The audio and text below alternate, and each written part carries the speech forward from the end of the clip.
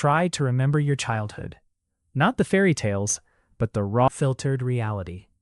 While other 10-year-olds were crying over scraped knees or worrying about tomorrow's game, you were sitting in the living room, holding your breath, a knot of anxiety tightening in your chest.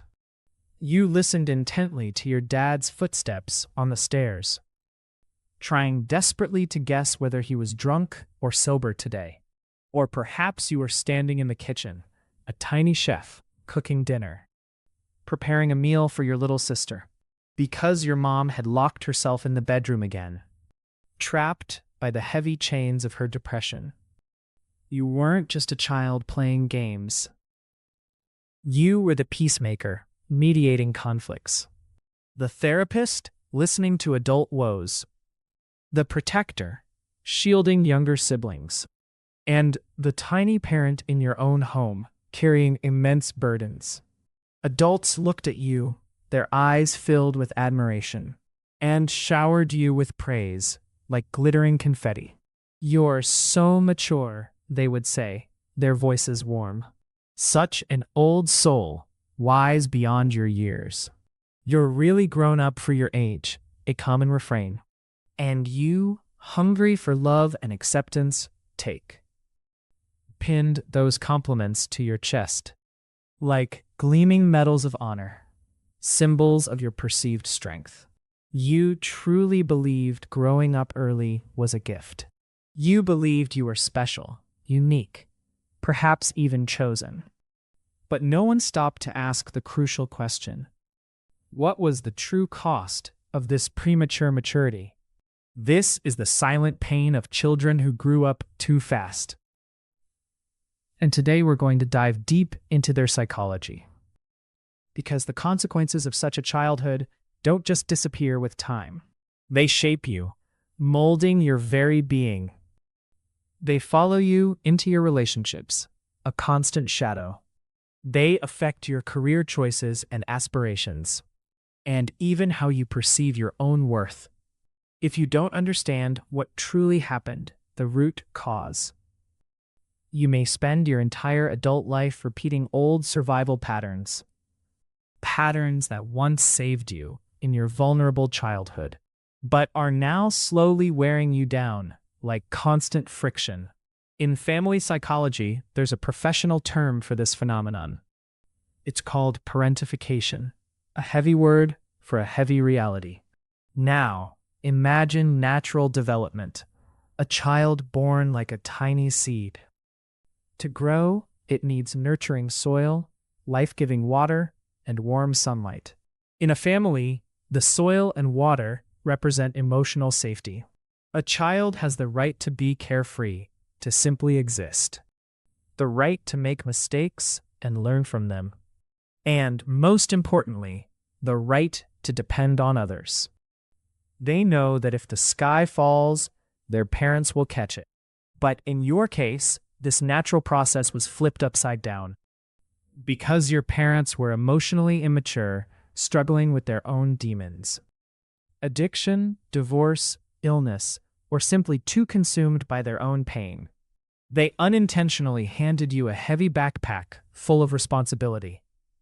Psychologists, most notably Bozor-Meninaj, divide this phenomenon into two types. The first is instrumental parentification, focusing on practical duties. Up too fast, you didn't just understand adult problems, you had to comfort them. You gave them advice, or acted as the referee in their arguments, often feeling caught in the middle.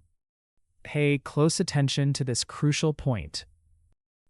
When a 7-year-old child has to comfort a 35-year-old mother, something fundamental breaks.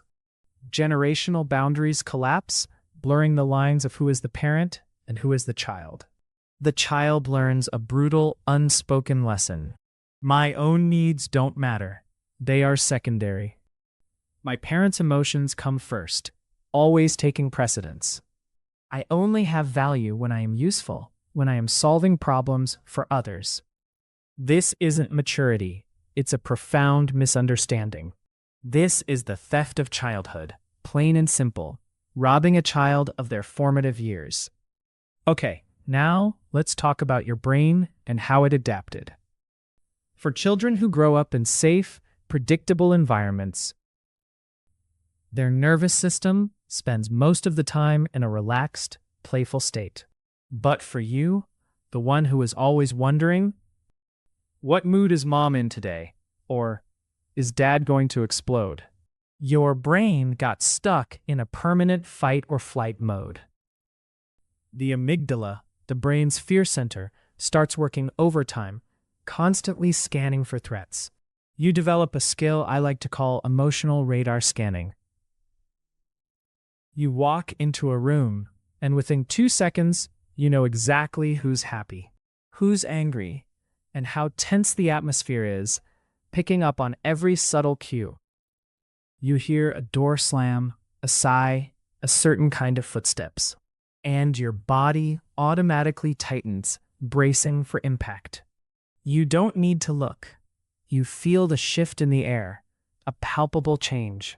This is an amazing skill if you're a spy or a hostage negotiator. Truly invaluable. But it's hell if all you want is a normal life, a simple existence. And here comes the most painful paradox, a twist of fate. You are addicted to chaos. Sounds ridiculous, right? You hate noise. You crave peace and quiet. But look closely. Observe your own reactions. When things are too quiet, when life feels too smooth and uneventful, you start to feel restless, a gnawing unease. You feel anxious, your heart beats faster, a warning sign. Why does this happen? What's the underlying reason? Because to your nervous system, peace feels like danger. It's unfamiliar territory. In the past, silence was often the calm before the storm, a deceptive quiet. Calmness felt suspicious, a red flag indicating trouble was brewing. So, when there is no crisis, your brain creates one through worry or anxiety, pushing cortisol levels back up to what feels familiar, a comforting stress. You feel safer when you're worried than when you're relaxed, strangely enough. Because when you're worried, you feel like you're in control, anticipating every possibility. When you're relaxed, you feel exposed, like you're about to be attacked, vulnerable. This is why people who grew up too fast often become perfectionists and struggle with imposter syndrome, always feeling inadequate. You never believe you've done enough, no matter how much you achieve. Because in the past, your safety depended on doing everything perfectly, flawlessly. There's a sentence I believe will hit a nerve, resonating deeply. I'd rather do it myself than ask for help. Sound familiar? Does that resonate with your experiences? You're the kind of person who will carry 4 heavy grocery bags up to the 5th floor, hands shaking in pain, refusing to admit struggle. And when someone asks, "Do you need help?" you answer immediately, "Oh no, I'm fine. I can handle it." This is called hyper-independence, a coping mechanism.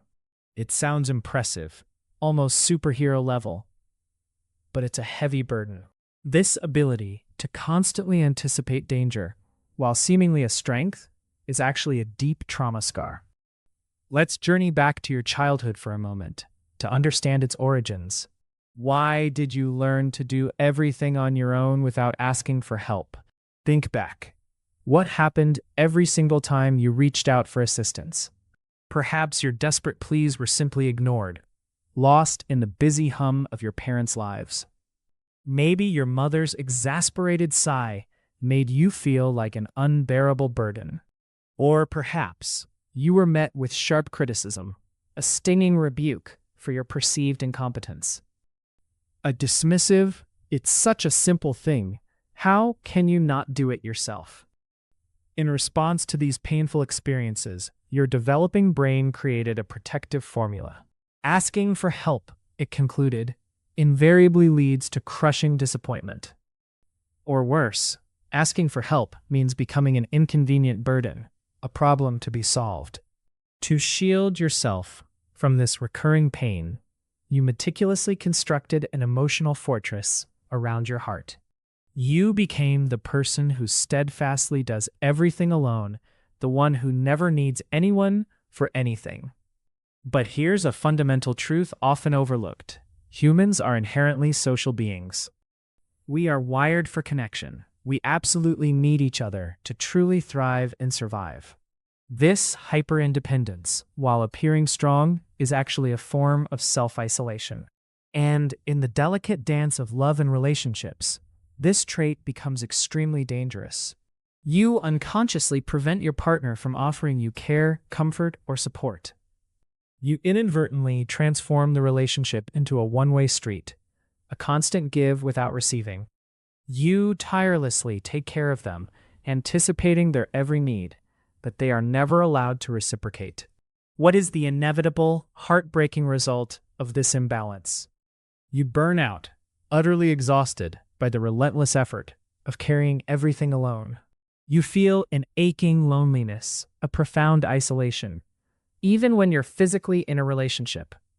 You harbor deep resentment, muttering to yourself, "Why does no one truly understand me?" Or, with a sigh of frustration, "Why does no one ever offer to help me?" But here's the uncomfortable truth. How could they possibly help you? When you have meticulously locked the door to your inner world too tightly for anyone to enter. This hyper-independence, often mistaken for resilience, isn't genuine strength at all. It's a suppressed, silent cry for help, echoing from your past.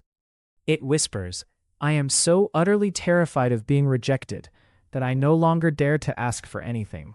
And by keeping yourself in this perpetual state of guarded isolation, you tragically lose one of the most precious human abilities of all. The profound ability to fully flow into what you're doing, to be completely absorbed. Have you ever genuinely wondered why having fun, truly letting go, feels so incredibly hard for you?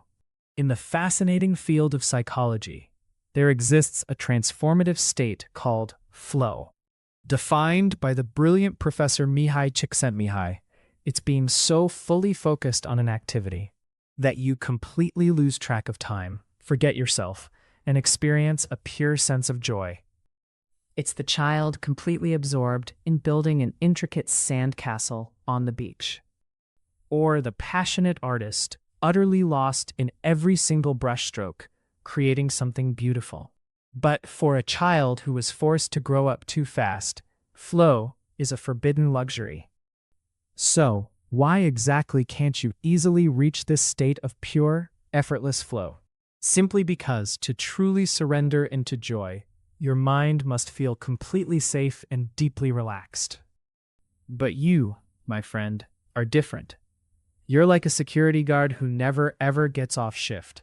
Even during moments meant for leisure, like watching a captivating movie, or embarking on an exciting journey to a new, unfamiliar place, a persistent part of your brain remains stubbornly on high alert, scanning for potential threats. You are unconsciously waiting for something, anything, to go catastrophically wrong, or constantly worrying that you've overlooked or forgotten something critically important. For you, the very act of letting go, of truly relaxing, feels inherently dangerous. It's as if you believe that if you stop worrying for even a second, something terrible and immediate will undoubtedly happen, confirming your deepest fears. And so, you lose the ability to do something purely for the joy of it, just for fun. Everything in your life has to have a purpose, a meticulously planned outcome. Even when you're on a much-needed vacation, you find yourself unable to truly relax and enjoy the moment. Instead, you're busily checking off a mental to-do list, ensuring every activity is productive. Or you're meticulously making sure you're taking photos the right way for optimal social media presentation. You are not genuinely playing. You are managing your play, striving to make it absolutely perfect. As an adult, this hyper-focused mindset transforms you into an extremely productive individual. However, despite all your accomplishments, you are left with a persistent, gnawing sense of emptiness. You might sit and work for 10 straight hours, pushing yourself relentlessly. But it's not because you genuinely love the work itself or find deep satisfaction in it. You do it out of a profound and constant fear. Fear of being judged harshly by others, of not measuring up to impossible standards. Fear of failure, of making a mistake that could unravel everything you've painstakingly built. Fear that everything will completely fall apart if you dare to slow down or simply stop. You're not flowing in your work, immersed in a state of effortless creativity. Instead, you're constantly bracing yourself, holding your breath just to feel a fleeting sense of safety. In the exhaustive process of holding it all together, of constructing that perfect image of maturity, you've unintentionally left the most vital part of yourself behind, your inner child. That precious child is now trapped inside what we call the code of adulthood. But don't rush to think of the inner child as something mystical or abstract, like a spirit. In reality, it's simply the part of your psyche that holds on to curiosity, pure joy, and playfulness. For people who were forced to grow up too fast, that innocent, vibrant part never truly disappeared. It was simply frozen in time, preserved like an artifact from a bygone era. It got stuck at the tender age when it was harshly forced to become an adult. You carry a false adult into the world, an outer shell you present to others. This persona is for socializing, for work, for taking on responsibilities with a straight face. But inside, your real child is curled up alone, isolated in a dark room of your subconscious. Afraid to come out, convinced the world is still not safe for play, for vulnerability. That's why when you stand in front of a breathtaking view or walk into a joyful party, you often feel like an outsider, observing the happiness of others from a distance. And when you can't connect with your own deep wellspring of joy, you choose to connect with other people's pain, finding a sense of purpose in helping them. This is precisely where a profound paradox begins to unfold in your life. You often find yourself becoming the therapist friend in every single relationship you have. You tend to attract wounded people, those who are carrying heavy emotional burdens. You draw in narcissistic personalities who feed off your nurturing energy, or those who always seem to need help, constantly seeking your guidance and support. Why does this pattern repeat itself so consistently in your life? Because this is your deeply ingrained comfort zone, a familiar territory. You've been rigorously trained your entire life to fix other people's problems, to be the rescuer. Your emotional intelligence is shockingly high, almost superhuman in its acuity. You possess an uncanny ability to see the pain lurking behind someone's brightest smile. You are a true master of empathy, capable of deeply understanding others' feelings. But be very careful. This extraordinary empathy is not a free, effortless gift. It is, in fact, the hard-won result of having to constantly read other people. You developed this skill in order to survive the challenging environment of your past. And here lies the ultimate paradox, the heartbreaking irony of your situation. You understand the pain of all humanity, every single nuance, except your very own. You can spend 3 hours listening to your best friend cry about their ex, offering sharp, thoughtful advice, always there for others. But when you're hurting, you hide in the bathroom. Turn the water on full blast so no one hears you cry. You're afraid of being a burden, of inconveniencing anyone. The brutal truth is this: you're trying to save other people, hoping that if you save enough of them, someone will come back and save you in return. Or at least staying busy fixing other people's lives keeps you from facing the wreckage inside your own soul. You're searching for self-worth through usefulness, always needing to be needed. You're afraid that if you're no longer helpful, no longer mature, no longer strong, then no one will love you at all. So, the most important question is this: what do you do now? How do you heal something you're not even sure counts as a wound? Because this wasn't one big, dramatic event. It was thousands of small moments where you carried too much and still felt like you were never enough, always falling short. The solution is not trying harder. In fact, it's the opposite. It's learning how to try less, to release the constant pressure. First, I want you to do one thing. Allow yourself to grieve your past self. Sounds a bit dramatic, right? Perhaps a little over the top. But let's be honest with each other. You're carrying a very real sadness.